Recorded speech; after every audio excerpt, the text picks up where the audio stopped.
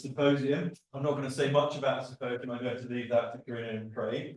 But I just want to welcome you to Liverpool. I understand that some of you did manage to go out last night to Liverpool. If you're not local to Liverpool, please enjoy the city. There's lots to see. I know we have some colleagues online who perhaps can't see the city, but if you go to Google Earth, there's a very good 3D map of Liverpool, and I recommend that you go and have a wander virtually. So just to add to the welcome, there's some housekeeping parts, and I would do that on behalf of Corina. So we're not expecting any fire alarms today, but if we do hear an alarm and it rings persistently, please use the fire exits. They're laid. There's one at the front and one at the back. The restrooms are just down the corridor. So as you go out of these doors, if you turn right, to keep walking to the corridor, you'll see this lovely pendulum. So you're actually in the chemistry department this morning or today. And the toilets are located around that pendulum. So very easy to find. So I'm really not going to say a great deal. I'm a materials chemist. I wish I could stay for the symposium, because I did read your agenda and it looks very exciting with the panel discussions. I'm sure there's lots to talk about. I would encourage you all to participate, ask questions. I think it's very important. It's a great topic. I think that's relevant for us at this particular time. So I'm sure there's lots of exciting things that are going to be discussed. And finally, welcome to the International Labour Organization. Welcome to Liverpool. I hope you enjoyed your time with us. I should hand over to Corina, Craig, because no one wants to hear me prattle on about less important things. So welcome to Liverpool. Please enjoy the city, enjoy the university. Thank you. You should have waited for you back, because unfortunately I'm going to have to leave you. Because as you can imagine, being dean, my day is just full of meeting after meeting after meeting. I know where I'd rather be. So it is here, but not in my meeting. So thank you all and enjoy the day. Thank you. Thank you, Mark. Welcome everyone to the Financial Sector and Social Outcomes Symposium. Welcome to University of Liverpool and welcome to Liverpool. I am very grateful for all the guests and speakers that will be contributing today to the symposium, and I'm also happy to have a large online audience for today's. I just want to give a very brief history of how this symposium came about. This symposium is co-organized by the Institute for Financial and Actuarial Mathematics of University of Liverpool and the Social Finance Program of the International Labour Organization. So in Liverpool, I am part of the Institute for Financial and Actuarial Mathematics in Liverpool. In Liverpool, a few years ago, we started to look at markets from the developing world. Our expertise is in financial and insurance mathematics, but in a traditional way. And we have realized that the microfinance, microinsurance, financial inclusion world is much wider, and there is not much mathematics around it, or there is not enough mathematical solutions for the many questions and problems that they present. And we started on our own way to search, to make contributions. And my colleague Olivier, that will be here soon, started working primarily in microfinance and looking at interest rates for microloans.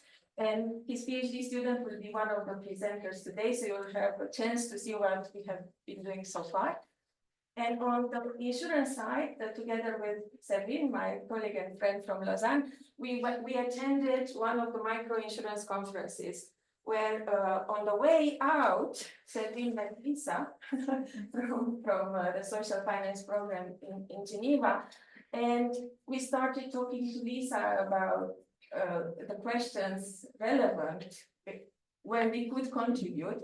And not long after we met, well, a few years, and I'm talking about takes years, it's not a week story. I came to be eligible to have a sabbatical, and together with Severine and two colleagues from York University in Canada, we made a we were discussing not only financial inclusion, we were also wondering how our work can actually influence the sustainable development goals. And in that context, we thought what best would be, I will spend my sabbatical in a place that not only cares about financial inclusion, but the SDGs. And this would be a UN agency, so we contacted Lisa, and I had the privilege to go for 1 year on sabbatical in the social finance program group, and it was an amazing experience. I was very welcome there, and I hope to extend today the same kind of welcome from the academic world to our colleagues from Geneva. I would hand over now to Craig to tell you a bit more about the social finance program and what we hope to achieve to date. But what I can say is that we hope to achieve a further partnership and common projects and friendship, if you want, across academia and other sectors. Craig? Thank you.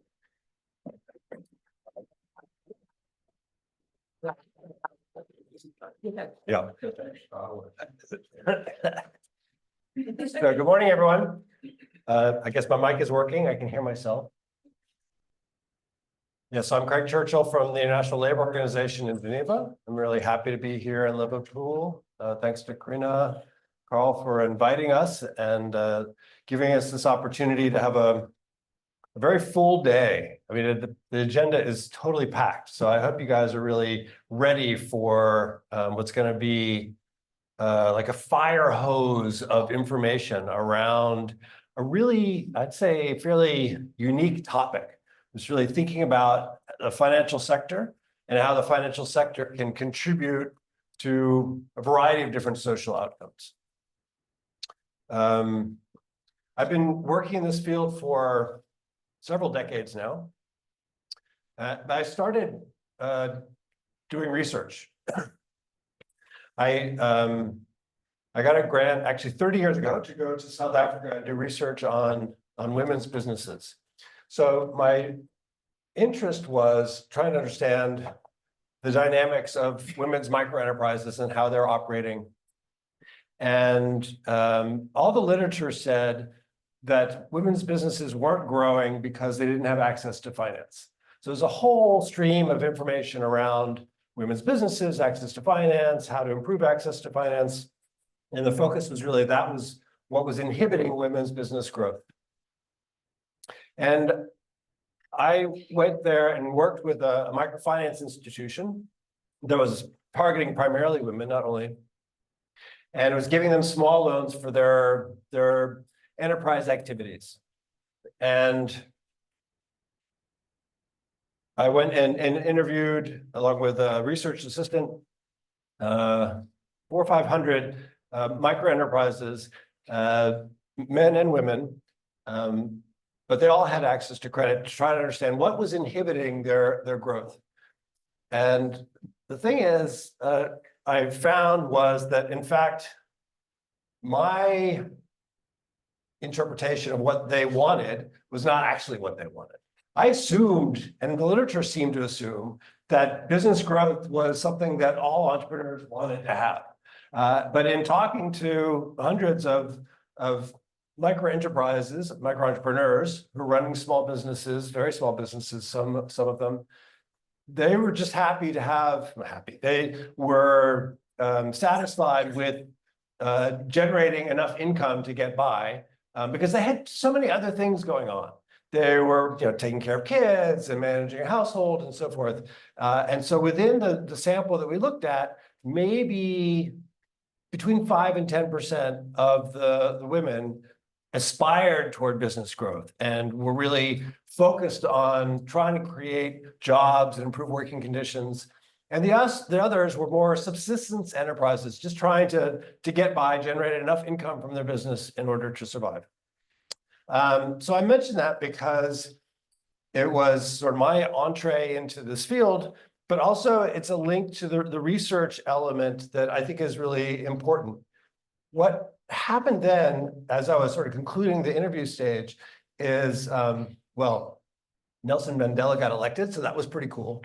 But also the organization was having a real problem with delinquency, late loans, and they're having repayment problems. And I understood from how they're operating that they were using a group lending methodology where they got women together in groups of 5 or 10, and they would guarantee each other's loans. But they only used that sort of solidarity group lending methodology on paper. So they were all sort of getting together in groups, but they didn't actually guarantee each other's loans in the sense that if one person wasn't able to repay, the others weren't chipping in and paying for them. And that's sort of how the mechanism was supposed to work. And so based on having gone out and done the research with all these women and met with the loan officers and understanding how they were operating, I was able to give them guidance on how they could improve their business operations, reshape their lending methodology, and actually make the solidarity group methodology work properly. And so they sort of, we'd come up with a whole new training program for staff, how it works, new standard operating procedures, and sort of relaunch the solidarity group lending methodology, sort of the new methodology for the new South Africa. So it was timing, we could sort of say, this is how they did it in apartheid, but now we do it this way. So it was good timing in that sense. And it ended up working quite successfully for a period of time where they were able to get their loan repayments up to date and sort of grow quite consistently and have much better performances. So the message there is how powerful somebody doing research with a microfinance institution or a financial service provider can be if they're engaged, if they're working with the financial institution, they understand what the financial institution needs and sees how they can perhaps gear their research toward the interests and the needs of the financial institution. So it's just sort of an anecdote. That was before I worked at the International Labor Organization. So now at the ILO, we have this social finance program. Let me just tell you a little bit about the ILO first, though. So the International Labor Organization is a UN agency, but it actually predates the UN, which I think is kind of a little fun fact. It was created out of the Treaty of Versailles. What war was the Treaty of Versailles solved? Come on. First World War. Thank you very much. So Treaty of Versailles, 1919, ended the First World War. I think I need to engage a little bit with you guys. You're falling asleep out here already. And it was just after the Russian Revolution, right? And so the Congress that got together to come up with this peace treaty said, you know what? There's going to be this issue related to challenges in the world of work where employers and workers, I think there's going to be some challenges. Let's create an international body, an international organization that will bring together governments, employers, and workers in a tripartite structure to come up with guidance on how to sort of regulate or how the sort of rules of the game for the workplace. And that's the seeds of the International Labor Organization, the ILO. And it is a tripartite structure where it brings together employers and workers and governments and comes up with all sorts of rules and recommendations. The main or the fundamental principles and rights of work, things like no child labor, no forced labor, no discrimination, social dialogue. Social dialogue means that in the workplace that there is an opportunity for employers and workers, for the employer and the workers to come up with agreements about how things are run in the workplace, that there's a platform for that discussion. Ideally, with a union involved, but depending on the size of the business, that may or may not make sense. So within the ILO, within this tripartite structure, the folks here who are representing the ILO all work in the social finance program, where we look at the financial sector and say, how can banks, credit unions, microfinance institutions, insurers, and investors, how can they somehow contribute to the ILO's agenda? How can they promote social justice? That's one of the ILO's sort of big themes, social justice, and how can they promote decent work? So that's the sort of maybe the tagline of Dialogue, if it had a tagline, decent work. Both social justice and decent work are a little fuzzy to measure. So being here in the math department or with the math crowd, I'm sure you want to say, well, how can I measure decent work in social justice? And that's one of the things I think that requires ongoing conversations that hopefully we can be able to manage over time. So how do we do that? Because you look up here, it says financial sector and social outcomes. To be honest with you, the financial sector is not particularly well known for its social outcomes. Is that a fair assessment?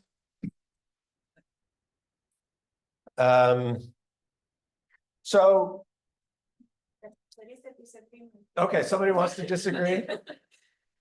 It's the next benefit. Okay, well, you can come back and criticize or disagree with me. But in general, maybe there are lots of exceptions. And so because the financial sector isn't necessarily known for its social outcomes, that's what we're trying to work on to see if we can engage with the financial sector, with the banks, with the credit unions, with the MFIs, microfinance institutions, with the insurers, with the investors, and get them to want to achieve social outcomes in some way. So how do we do that? Well, we engage with them to try new things, new products, new processes, and then we document how that works or doesn't work. And then we synthesize those lessons and then we promote them so that we can get others to see what might be possible. And the engagement falls along a few different ways. I mean, I think that the main thrust is why would a financial institution be interested in this in the first place? So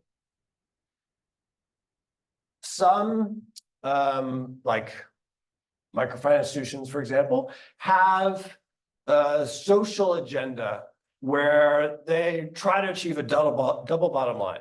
They want to achieve financial and social results together, and they try to come up with a balance on how they do that. And so that's in their mission statement, and they operate to try to achieve that balance. That group is exciting and it's dynamic, and there's a lot of innovation going on there. But in terms of massive outreach, it's on the limited side. If you think about the financial sector, it's a very small percentage of the financial sector in general. So there's those that have a social mandate. That's great. Another sort of category would be development banks. And in many countries, there are development banks that are set up by the government, sometimes in public-private partnerships with the private sector, to be able to really focus on this idea of double bottom line outcomes, or at least achieving public policy objectives that the government has set up. So those would be two sort of natural candidates that we engage with, and we engage with them to test what's possible and explore ways of serving unserved market segments. We talk about social outcomes, we're talking about creating jobs, but also improving working conditions and enhancing resilience. So that's how we start the process of operationalizing what decent work means: creating jobs, improving working conditions, and enhancing resilience. Besides the development banks, microfinance institutions, then you move into more of the financial sector at large.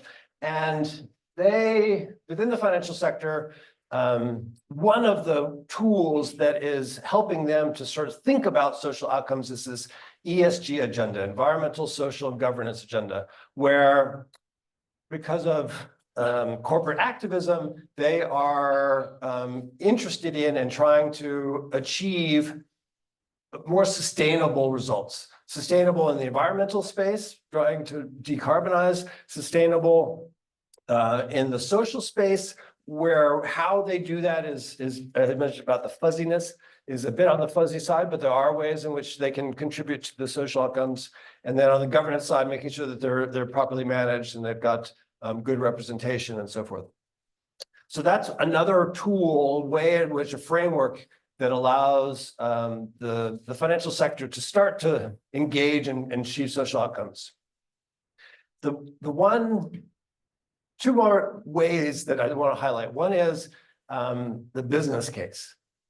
And if there's a way that financial institutions can achieve social outcomes and actually generate a return on that activity, that's sort of the nirvana, that we've been able to work with them to be able to engage with and achieve social outcomes. And I think the financial inclusion space is one of those examples. Not all financial inclusion falls into this category, but a lot of it where by trying new methodologies like the solidarity group methodology I mentioned before, that financial institutions can reach underserved market segments to help them to be able to possibly create jobs or improve the conditions in which they're operating, and that they can do that without necessarily being subsidized, that the financial institutions.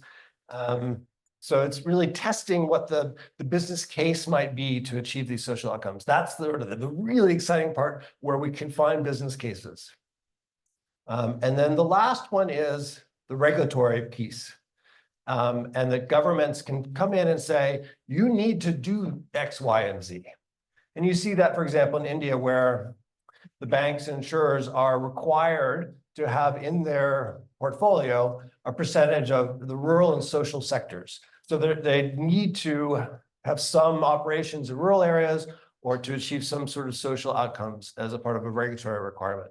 So those are the different ways in which we can try to steer and gear the financial sector to try to achieve social outcomes in some way. They have advantages and disadvantages, and the business case is not certainly going to be there for a lot of the social outcomes that we're hoping to achieve. So it's one of the things that we want to see. If we can't achieve a business case, what are the other ways in which we can encourage the financial sector to do it?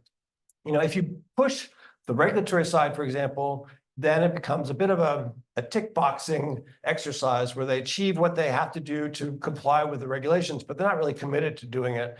And so then if you go fully into the regulatory approach, you're not really committed to it, and they're not innovating to make it even better than it needs to be, but do the minimum required as far as the regulations are concerned, but not really pushing to achieve how many or the thrust of the potential social outcomes that they could achieve.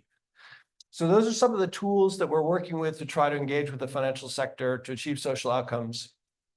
And as you can sort of see in the between the lines, that to do this effectively, we really need to have the researchers involved. This really involves different tripartite, but sort of the development community, the financial sector, and the academia to be able to show that the results that are being achieved indeed are what we said that we were going to achieve. So that's sort of the logic of why we're here to engage with you to see how we can explore and deepen and enhance the collaboration and engage academia to really help us to promote this idea of social outcomes through the financial sector. So we're going to have a really intense day, a full day. I'm looking forward to hearing all of the inputs and the papers and so forth. And welcome to what's a unique experience, I'd say. So thank you very much.